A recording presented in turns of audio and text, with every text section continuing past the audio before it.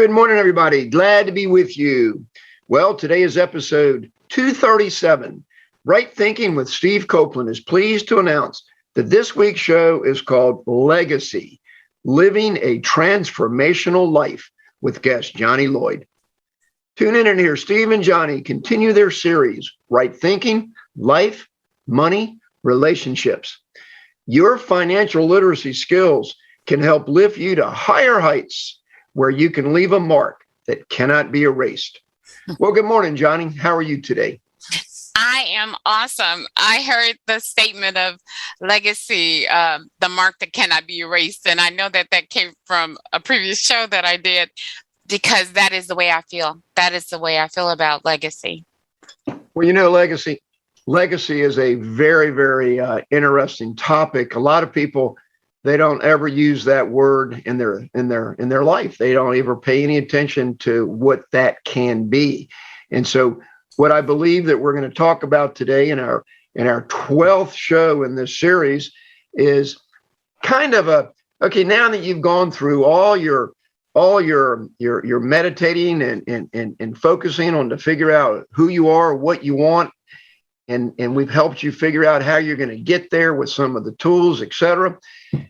Now that all that's there, it's like NFL football.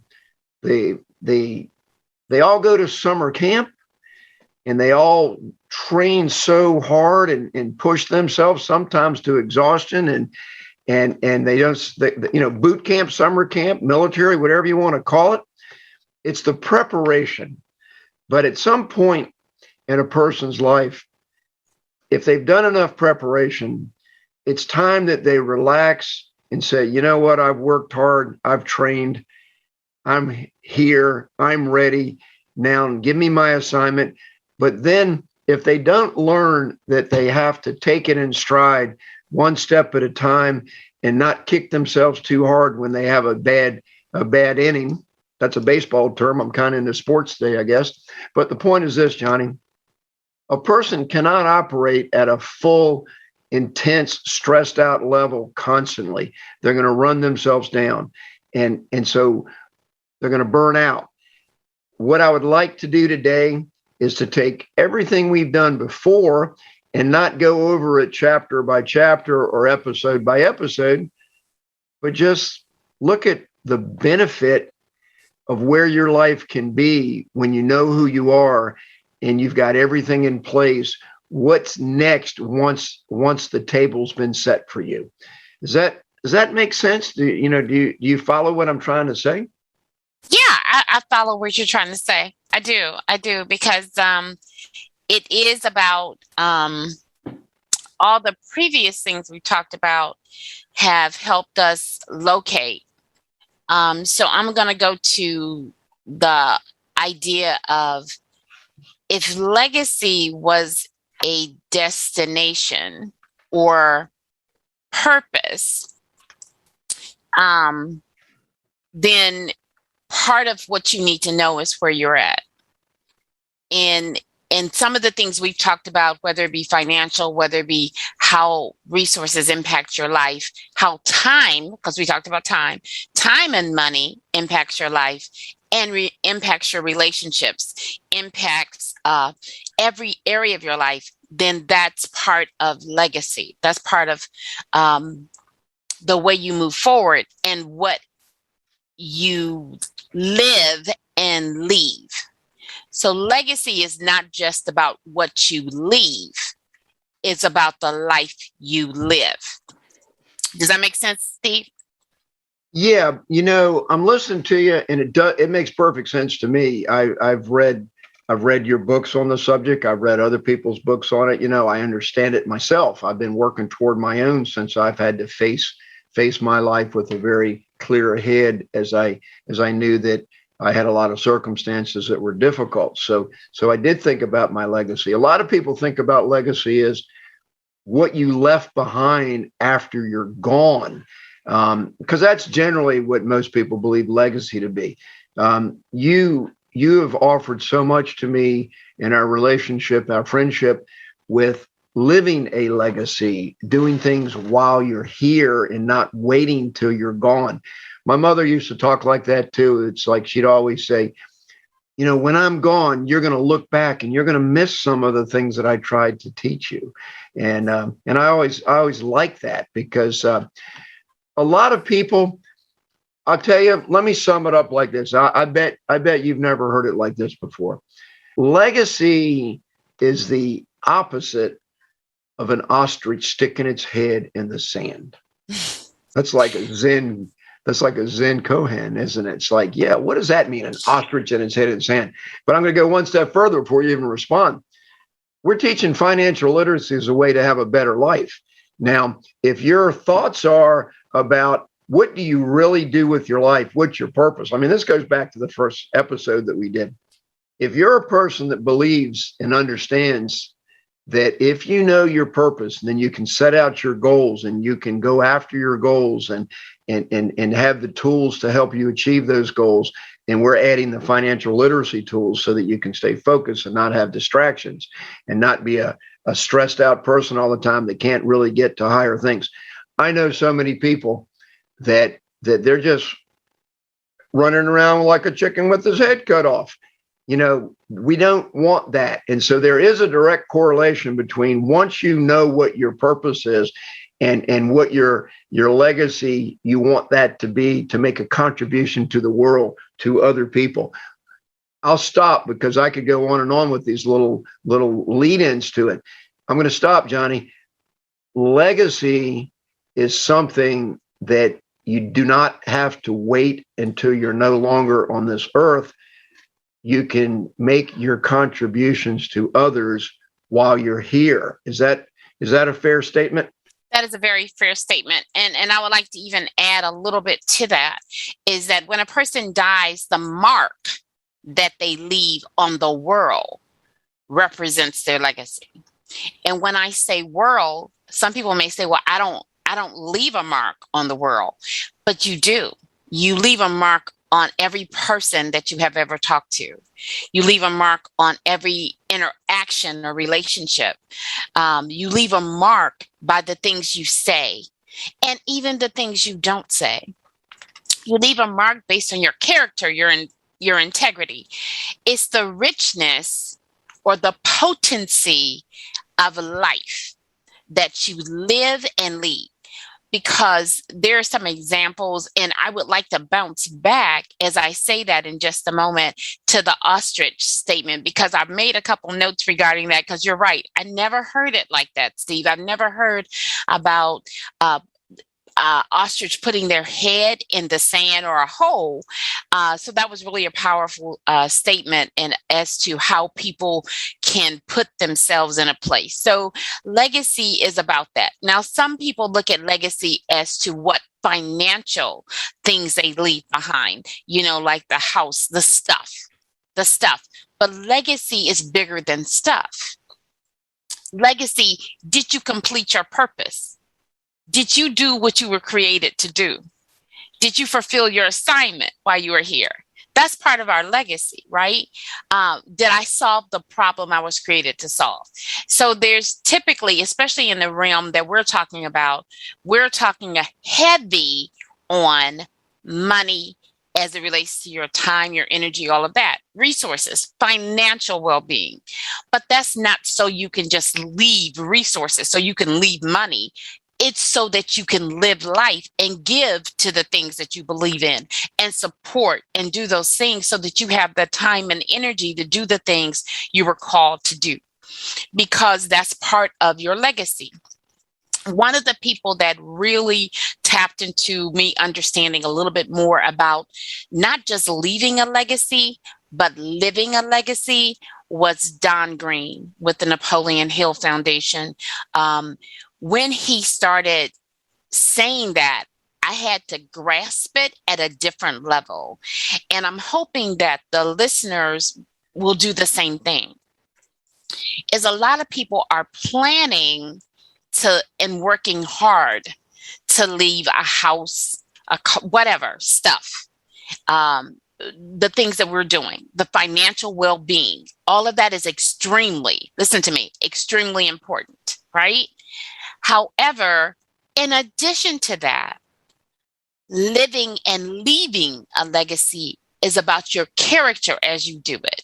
What type of leader are you? What kind of relationships do you have? Those kind of things. Did you build your business on integrity? Did you build your business and help other people? That kind of thing. So part of that is what you do too. Now I'm going to step back to the ostrich. I love the example. I thought it was really powerful because what it reminded me of, Steve, is people that stick their heads in the sand. They literally go through and they have the capacity and capability because the ostrich has a long, what I'll call neck. And then, but to intentionally, because nobody forces the ostrich to put his head in a hole, right? So to intentionally, instead of looking up in this scenario, to actually bury or put your head in a hole that is dark and is going where? Nowhere. So that is part of the training that we've provided, part of the information, part of what we desire for other people is that you not do that and saying that you're better than that there's more in you than that we're giving you an opportunity and promoting an opportunity of greater in you.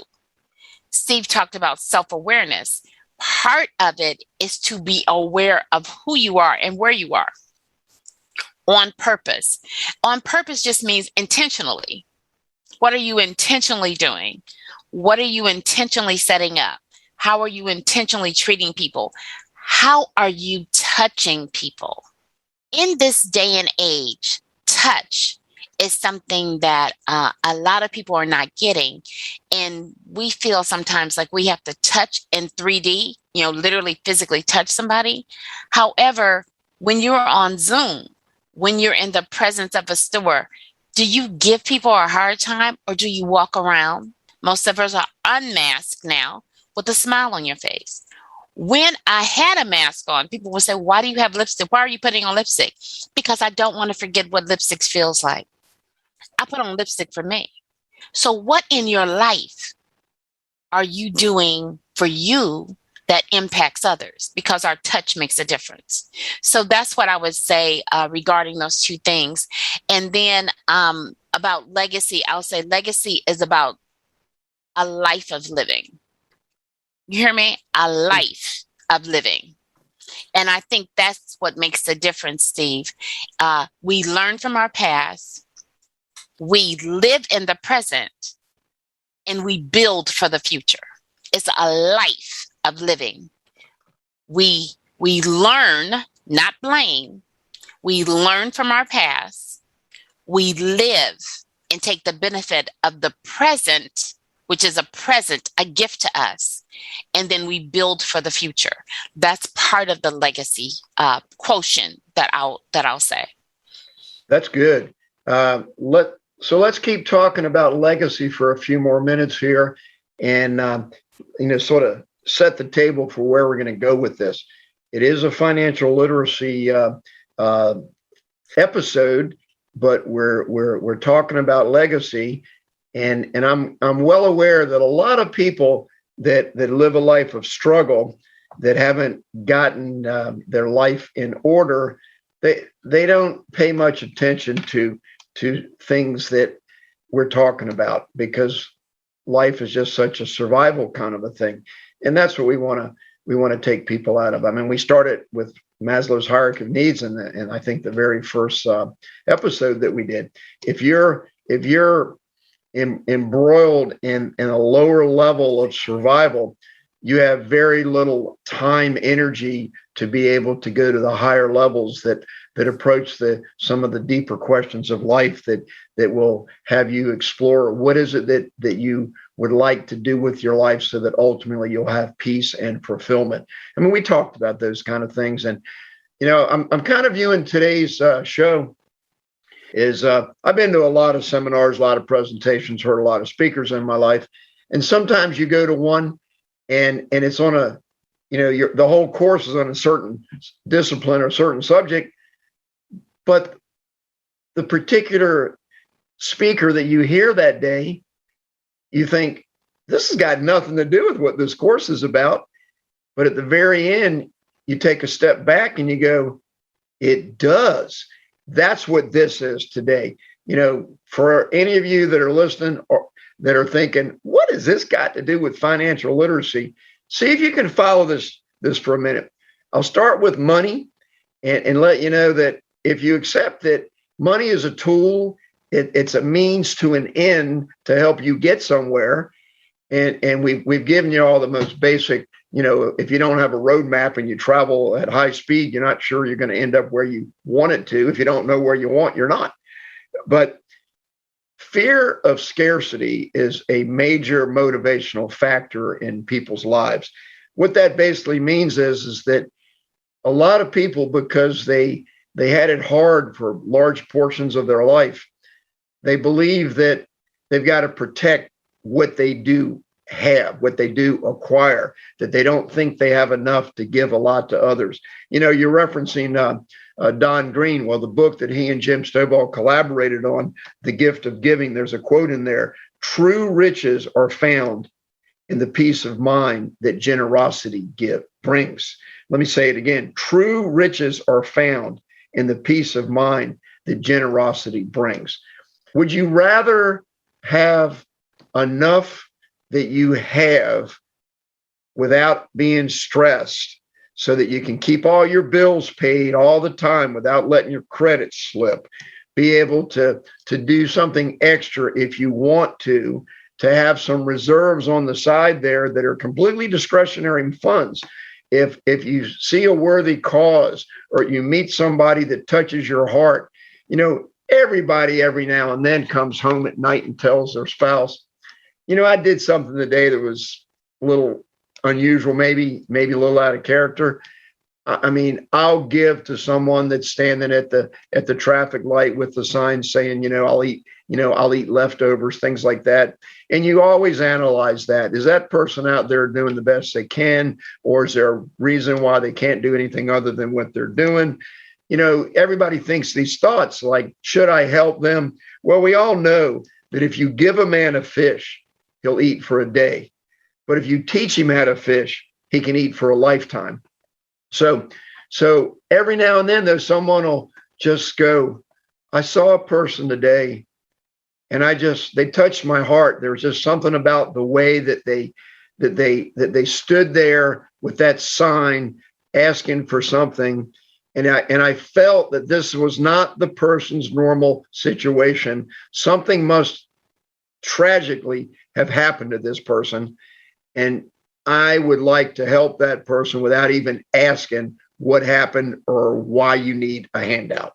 And so people will give as much as $100 or $50 to someone just like that. But they don't give it if that $100 was necessary to go to the power company and pay your monthly bill. And in other words, if you're in a position where if you make a beautiful donation, a charitable donation to someone like I just described, and it keeps you from paying your utility bill and it's already overdue, you got a cutoff notice and you don't respond to the cutoff notice because out of the goodness of your heart, you decided to give $100 to a person that was on a street corner that was in need. Let me say this. You are a beautiful person to have a heart that you wanted to do that.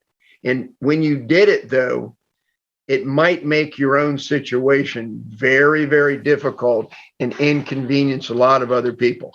Now, I'm not telling you don't do that if your heart so moves you. But what I'm telling you is the question that I'm asking you is, wouldn't it have been a whole lot better if the money that you gave that person out of the goodness of your heart, without asking for anything in return from that person, did not put you in a situation where you were jeopardized that you might have your utilities cut off? Well, the obvious answer is, of course, it's better to have money in a reserve fund that you can have extra like that. So what we want to help you do is we want to help you focus your goals, make your being able to have enough money to cover everything a way of life, not just a a work hard and it happened, then it slips away from you a couple weeks later. We want to make it so you never look back at the struggles that you had with your finances. We want to get you to a higher place where you're going to find the peace that you seek. I have an expression that I coined about 9 years ago when I started the foundation, a little after I started my foundation, Right Thinking Foundation. My potential is higher than my needs. We all have it in us if we tap in to all that is available to overcome any adversity, to draw from within, to get out of a bad situation, make it better, learn from the experience, don't have to go back to it again. So, Johnnie, I'm going to lead us in, if it's okay, to transformation. We both teach ways to help people change. And most people that are trying to motivate people, they talk about change, but we both know, and you know it as well as anyone in the world. I have the utmost respect because you have dedicated yourself to this next sentence that I'm going to give. This is something that I believe that you quoted in a show that we did, episode 183, by the way. Transformation is like a butterfly. Transformation is not change. You do not go back. Okay. You know, it's funny when somebody leads you in with your stuff. So it's like, wow, yeah. So let's talk about, to bring people up to it, right? So transformation, and I do have a book, and thank you for lifting that up. I have a book that's called Legacy Moments, Transformation That Goes Beyond Change. So part of the legacy or the transformation piece is the critical piece, because to transform means to go through a metamorphosis, just to typically, not that your DNA changes, but it's like a caterpillar going through the process, hear me, process of becoming a butterfly. There's more than one stage of transformation typically. And once you get to the butterfly, as an example, you can never go back to the caterpillar. And with humans, it's a little bit different, right? Because we can transform, and that's by changing our habits and our belief systems. It's a mindset that happens, and you transform, you shift, you change. It's a skill set that you build to transform from where you are to where you desire to be. That's part of legacy. Because many people have used their past as an excuse for their future. Well, this is who I am. This is where my parents were. This is da-da-da. That's not, that doesn't have to be your legacy. That's who they are or who they were. When we blame people for our current state, I don't care what the situation is. I'm not saying that what happened to you was good. I'm saying you can move forward and get the good out of whatever has happened. So then you take what you have in your hand and you transform it. I take myself and I transform to what I know I can be. And I do that through hope, and I do that through faith. I have to believe, number one, I have to see something different. I have to let that be my purpose or my definite major goal. I'm going to call it goal, and go after that. And then I see the gap between where I am and what I want to be. And in that stage comes transformation. The thing about transformation when it comes to humans is that sometimes we can be triggered and something can happen and we'll go back to what we used to do. When that happens, or if that happens, you have to look at that and say, you know, that is what I just did, but that's not who I am. So I'm going to fix it. And I'm going to give you a good example when it comes to money. When it comes to, I had an issue because I would go into the store, one of my favorite stores, and I would buy. I don't know. I didn't need it. I just put it in my cart. And it seems like the more I walked around the store, the more stuff I put in my cart.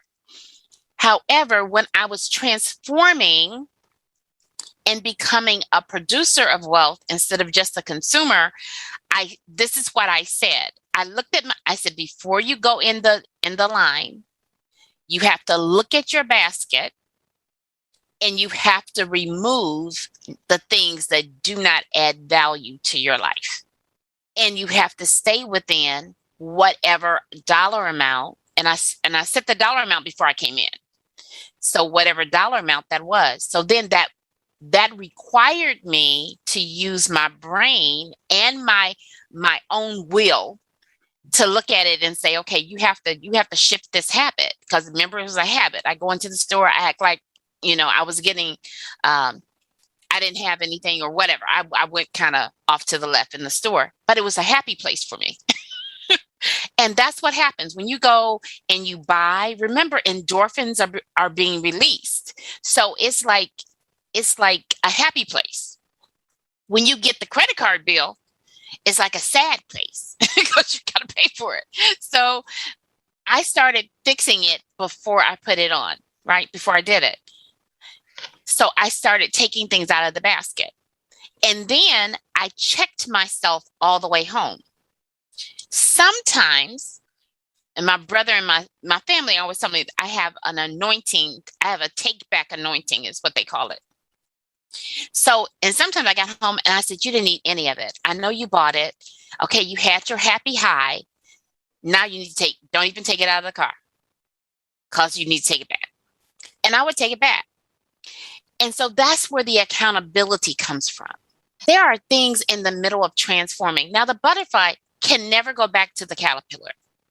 However, you can build the muscles based on all the stuff that we're giving you to build stronger mindset, stronger habits, stronger belief systems. And then something could trigger you and you go back to what you did before.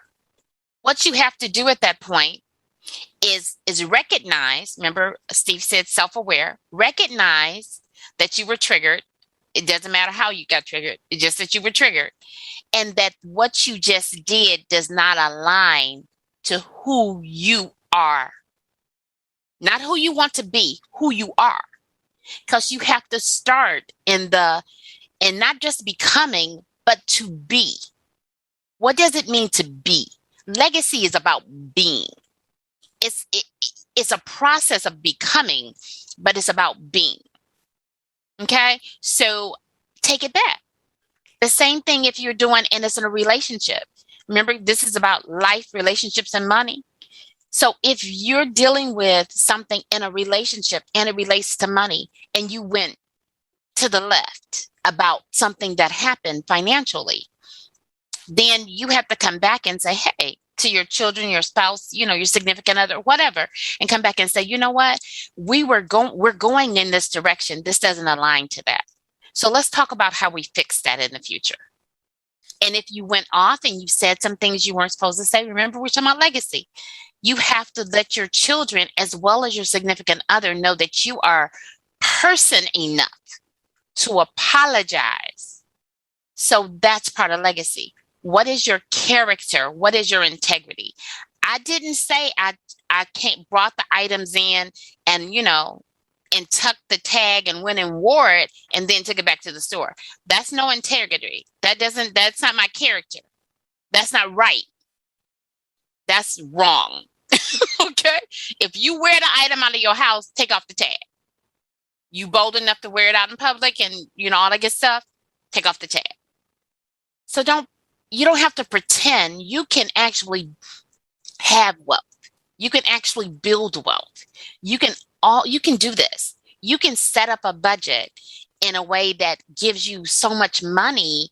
When I say that, put a little money away and then go on an investment in you kind of strategy, right? You can do all those things. It's how you do it that leads to the transformation. And when you transform as a human, it's a mindset and it's a heart, HEART set, because your heart and your mind leads to your hand and your mouth.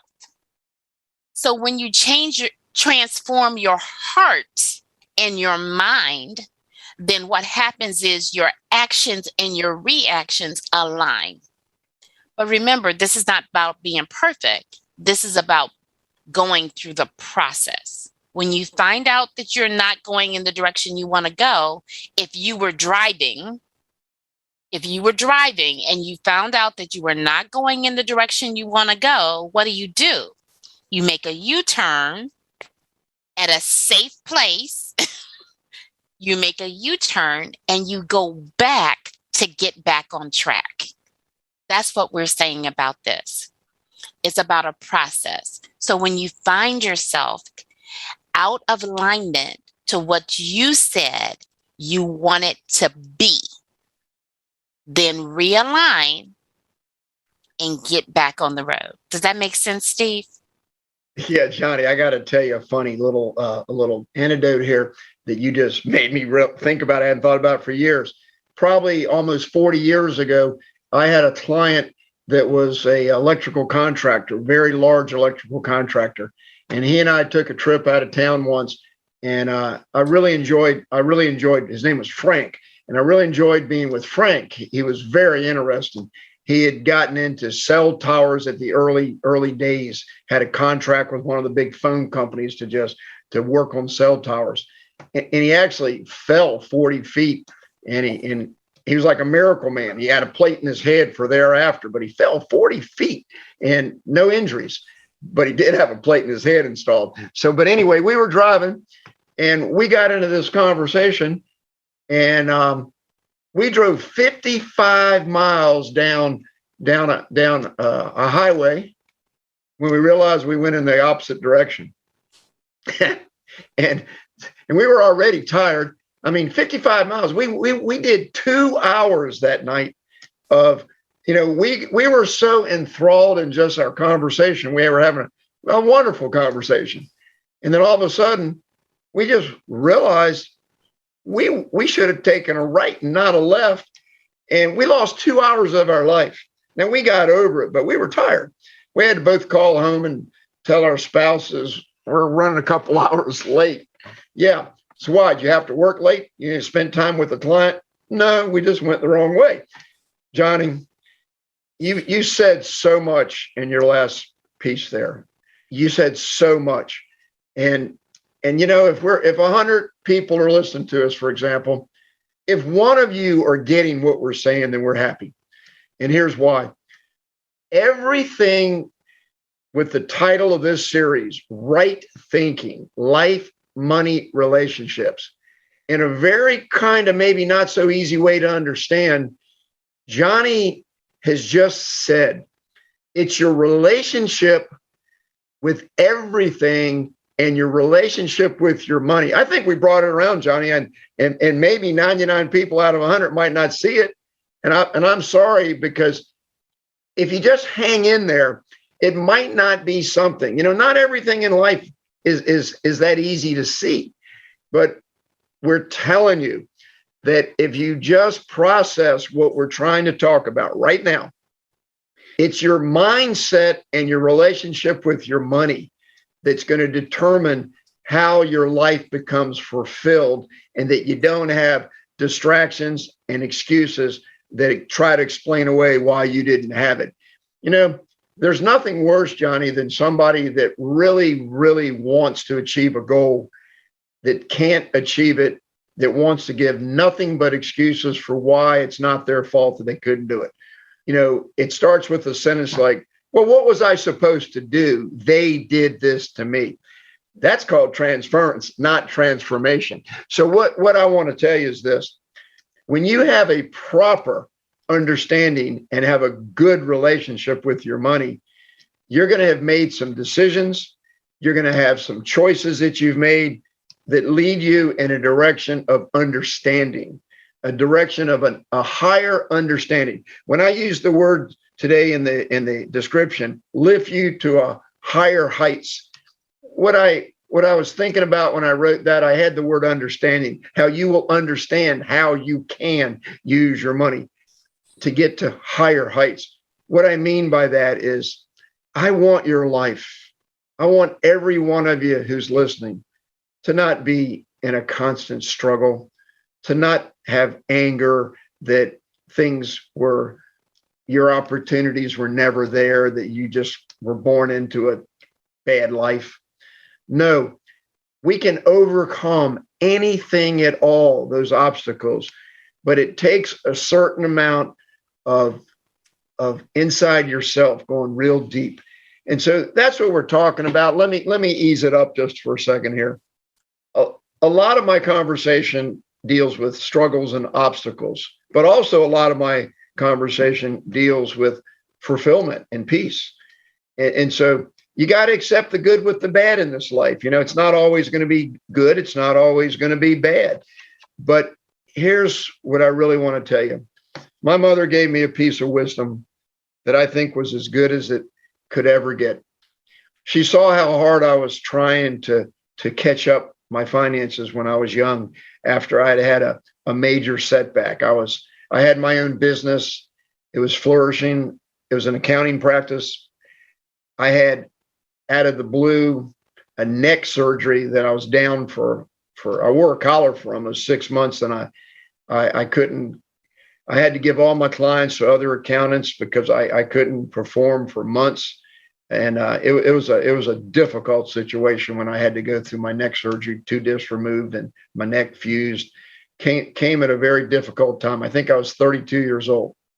And then when I got to where I could start working again, I started bringing my clients back and getting new clients and rebuilding it. I was trying to get caught up on all these bills that I had. I had communicated with all my creditors what I was going through. They were wonderful with me.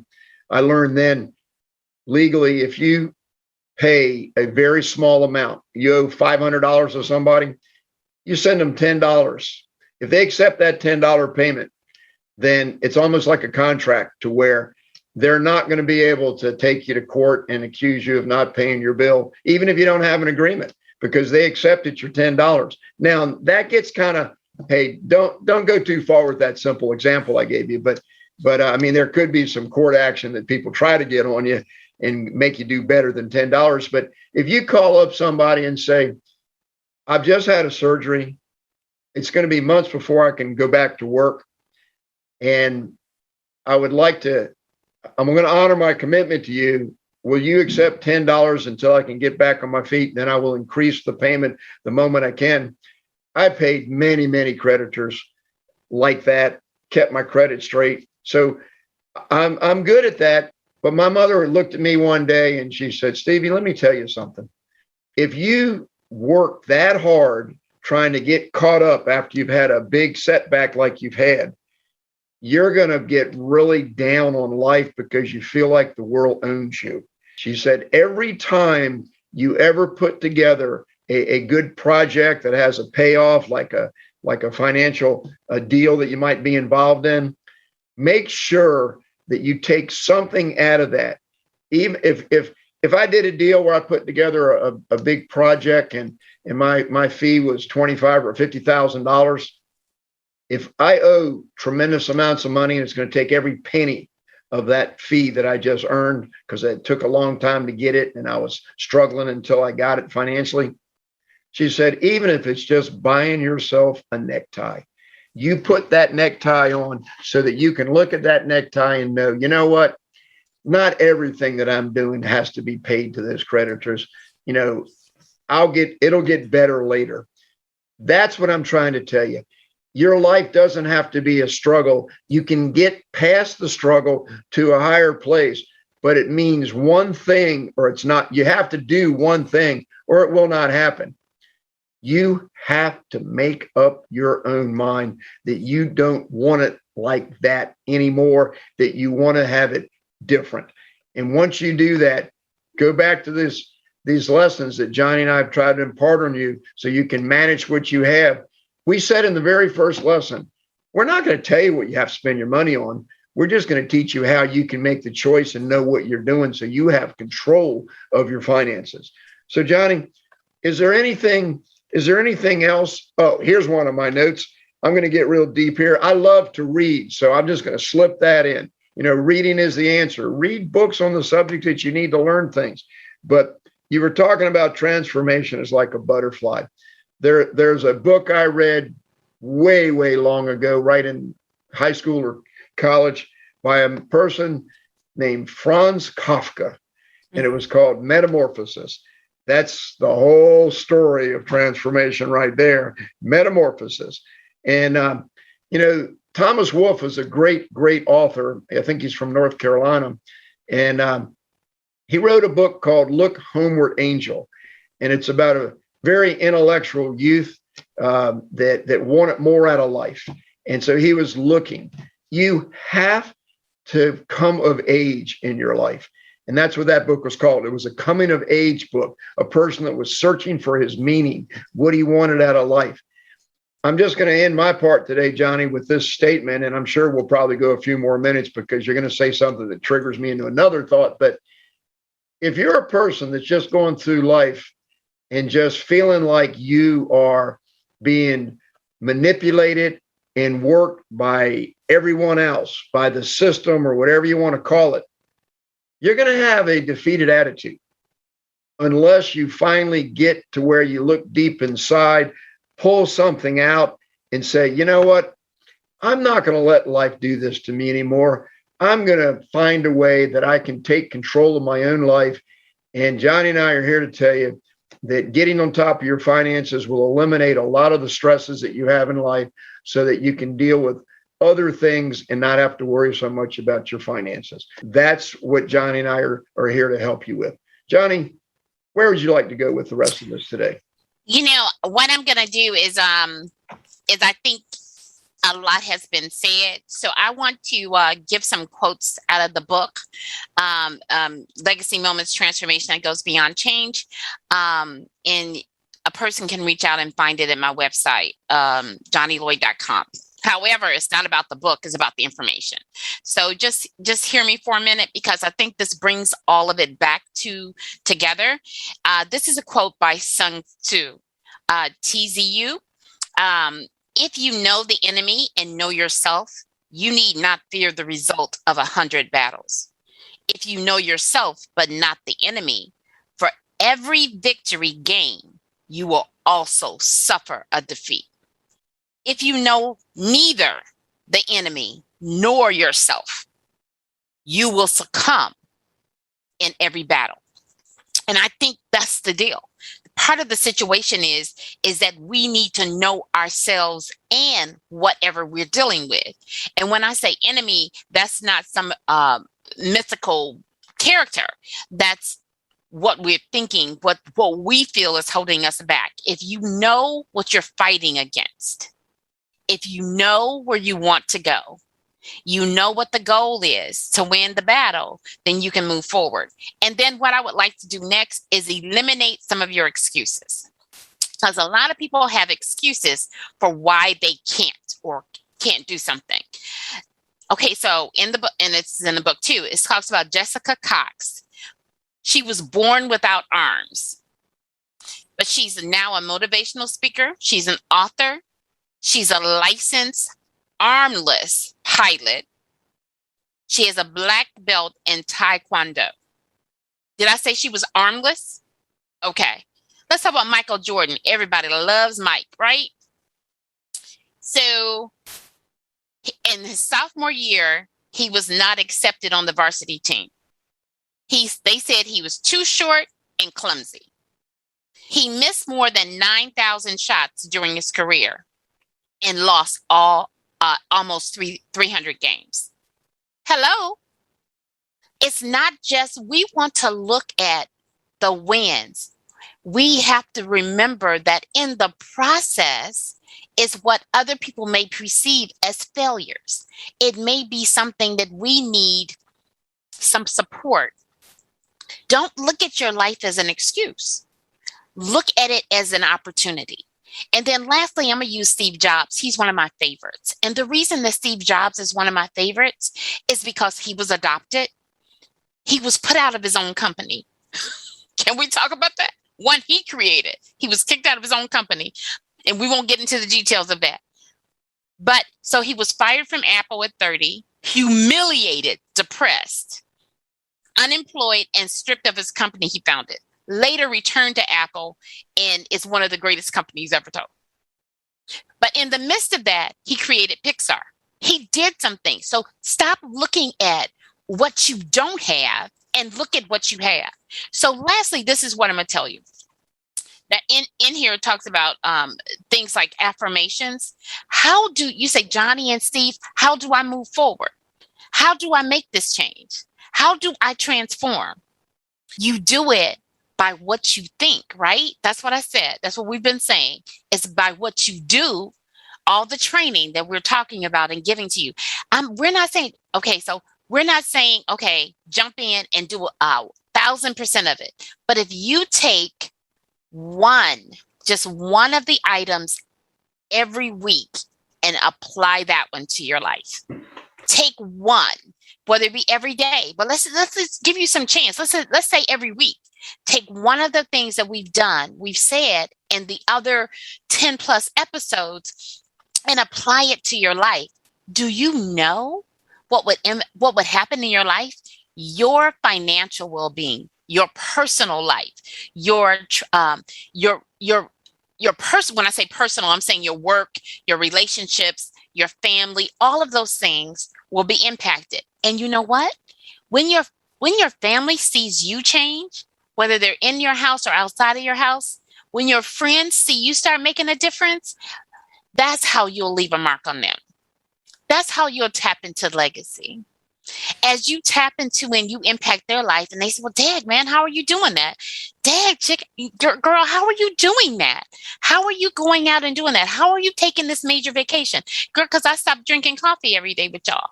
Or I stopped going to dinner 5 times a week with y'all. I start cooking at home. Whatever you apply, we're not telling you how to apply it. We're giving you information about the benefits of applying it. So to affirm affirmations, I recommend in the book and other places, recommend present tense I am statements. I am is 2 of the strongest words you can use. Because when you say I am, then your mind says, okay, what do you want me to do? Your mind is looking for what's behind the I am. And so when you say I am and something negative, your mind says, oh, that's what you want? No problem. So be careful with those statements and use them to your benefit. Use it for your good. Then, and I'm just going to read a couple of them. It says, I am prosperous in all I do. I am prosperous in all I do, right? And that's one under wealth. One under character, because remember, we're talking about leaving legacy. I am attracting success and prosperity through my choices and decisions. That's under character, right? So look at what you can do to transform your life, to transform it. This is the thing. Nobody else is responsible for your life but you. We can feed you with information. We can give you insight. We can do all of that. However, there's a gap between what you do and what you know. Will you fill that gap and transform your life with the information, with the insight, with the revelation that you're receiving? Or will you reject it? So we're giving you an opportunity to choose life, to choose a better life that will cause you to live and leave a greater legacy. Because when you start putting in the things like we said for the insurance, when you start looking at those things, you're going to see differences start happening in your life. And then what I'll tell you is this. Everybody that sees the impact and the change that you're making, everybody's not going to agree with it. Everybody's not going to celebrate you as you move up or as you shift your mindset. And there'll be days you look at you and say, like, why am I doing this? Because there's greater ahead. You need to know that. You need to keep a hold on to hope, hold on to your faith, hold on to a better life ahead, because there are generations that are going to be impacted by this. And one of the things that I'll leave you with is this, because Steve and I have a million stories that we tell when we say that we have life issues that we do. So I used to look at my mom, and I'm going to use her as an example. I used to look at what my mom did in life and say that all she does is go work for other people. You know, she was what people may say, she worked in people's houses, cleaned and helped them with their kids and that kind of stuff. So at one point I resented it. And one part I said, oh, you know, she's a maid. Let me use the term. She's a maid. My mother was, I mean, we're talking about in the early 70s. My mother had a thriving, amazing business, working for executives in their home. And because of that, the legacy she helped me with is one of them was a president of a huge company called Owens, Illinois. It was in Ohio. And that caused me to be on the research team as a summer hire before I went to college to help create the plastic bottle that you drink out of. The legacy she left me with is character, integrity. My father had 4 businesses. I am an entrepreneur. So stop looking at what you don't have and look at what you do have and build on success. So your children, so that your grandchildren will look up. So now my daughter is an entrepreneur, not because I said so. It's because she sees me. And when the opportunity came in the middle of the pandemic and they were saying that they couldn't keep her on and she had to make all these changes, she said, nah, I'm going to go start my own business. Now, she has some other dynamics. I'm not telling you to quit your job, okay? She has some other things that allowed that. And she has somebody on her side that supported that and helped her build it, right? But the reason I'm telling you that is that connect to people. And if you're the smartest person in your group, find another group. I'm not telling you to leave those people. I'm saying find an additional group where you're not the smartest person in that group and learn from them. And we didn't discuss that, but how you transform is you get mentorship. How you transform, you build a mastermind. How you transform, you start where you are, you use what you have, and you do what you can. That's how you transform. Steve? Johnnie, I think that we did it today. I'm satisfied. I hope more than one person got something out of this. I hope all 100 did. Kind of a summary, just a closing line for me is, if you listened today to what Johnnie and I tried to help you through, you will be able to budget what you do have better, and you can do more with what you have. That's the tie-in to the financial part. Become who you are supposed to be now, and don't put it off. Johnnie, next week, it's going to be the last of this series. And I know some people might be clapping, but I'm going to probably be tearful. And we're going to just kind of try to sum it all up and do what we'll call a review, but we're going to bring some new points out next week that we maybe haven't shared yet. But Johnnie, it has been a pleasure to get this far with you on this series, and today was beautiful. I think that some people will get completely straightened out and have a life of fulfillment because they're going to finally put together that you just can't. The harder, people that just believe in working hard. It's not just working hard. You have to use your head. So there's cliches about that, but let's not do that. Let's not be the harder I work, the behinder I get. Let's do the opposite. Let's just sit back and use our head more and not just beat ourselves to death as much. Johnnie, thank you so much for today. Hope all of us can be closer to your destiny. Johnnie, God bless you. Have a wonderful week. Everybody, have a wonderful week, and we'll see you again next week. Thank you.